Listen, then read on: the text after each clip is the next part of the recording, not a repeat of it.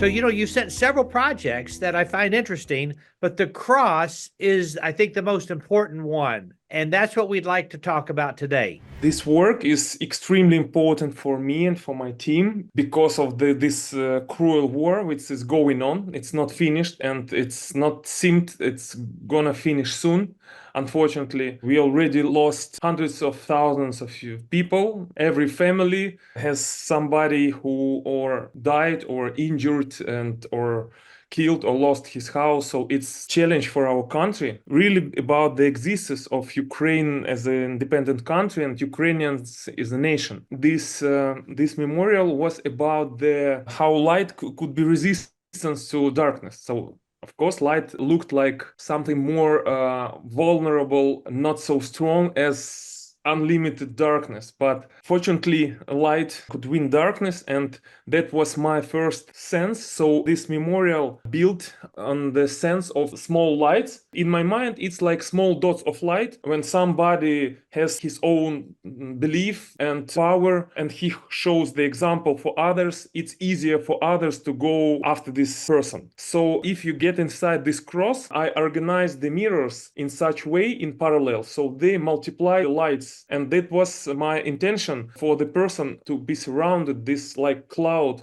of light. This example helps everyone to keep fighting, to keep believe that it's possible to win in this unequal war. You can interact with this memorial from outside. This cross, it's a Christian symbol, and at the same time, this is the logo of our Ukrainian army, and it based on our ancient symbol, Cossacks' cross. And my other intention was to use not just artificial light, but to use sunlight. We organized the external surfaces of these mirrored prisms in such angles so we can catch the sunlight in every position of sunlight during the day, from the early morning, in the noon, at the evening, and to get the reflection of the sun on the surface.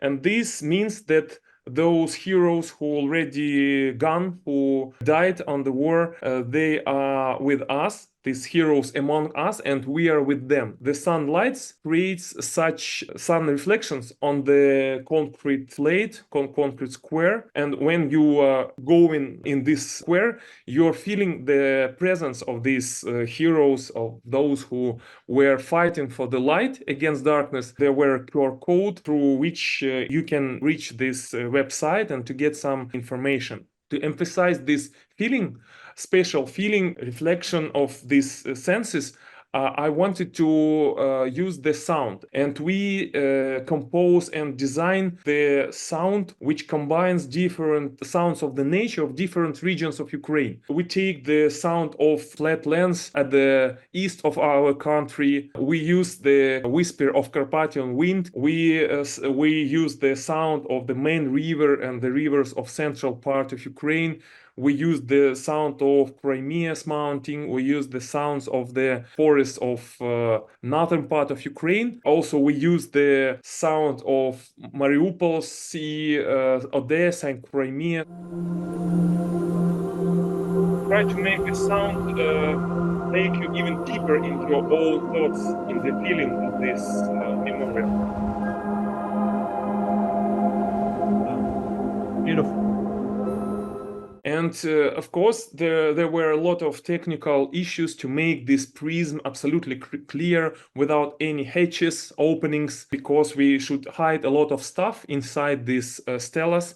And for those, we design underground level with the hidden hatches into the pavement from concrete, through which we can get underground and to get inside these stelas. So this is some first models of this sculpture composition. That's the next step when we make this mock-up from mirrors to check the optical effects, which was the very important point in this work. This is some photos from production. This is our fiber optic, which goes from backside of mirror, and our customly designed metal elements to fix them from outside. And this is the our know-how how to put them directly to the concrete. So we use first level of concrete, then we use from the underground level these fiber lines, and then we fix them, and then we use very manually fill this with the architectural concrete. After polishing concrete, we get this clear feeling of like light of itself. So even looking close to the concrete, you can see any metal, any other elements. You just see the concrete and points of pure light going from nothing. And the same feeling we get from the mirrors. It's very close to Kiev. It's in Vyshhorod. It's on the Irpin River where the first wave of Russian invasion were stopped. So that was the Bucha was on the one side of the Irpin River, and Russia troops were stopped on this river Irpin. And Vyshhorod, it's the same line, same river, just closer to Dnipro. What color temperature did you use, and is it adjustable? It's not adjustable. We used 4000K to have that's like more contrast feeling of light. It's not too cold, but it's a bit colder than warm white light we used for the rest of lighting, for the surfaces and for the concrete. It works 24 hours because it's very concentrated light, and it's noticeable even during the daylight. How long did it take to design the project? How long did it take to install the project? After the first request from the client, from the mecenat, to the realization, just for 5 months.